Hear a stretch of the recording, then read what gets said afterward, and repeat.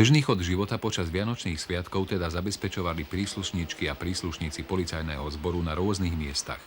Napríklad policajti cudzineckej polície na hraničných priechodoch za Štedrý večer a prvý vianočný sviatok vybavili 156 624 turistov, cestujúcich na 54 620 dopravných prostriedkoch. Najviac boli vyťažené, ako obvykle, hraničné priechody na západnom Slovensku.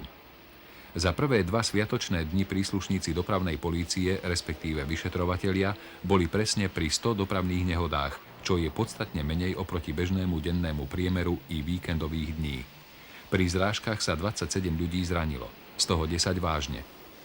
Pri sviatočných bohato prestretých stoloch bolo 6 miest prázdnych, čo je mementom pre žijúcich. Takmer vo všetkých tragických prípadoch zlyhal človek.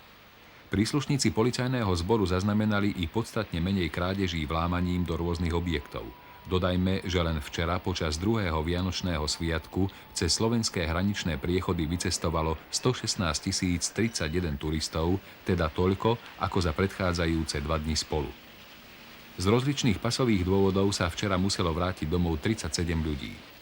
V súvislosti s blížiacim sa prelomom starého a nového roka je to varovanie pre ďalších cestujúcich do zahraničia, aby mali doklady v poriadku.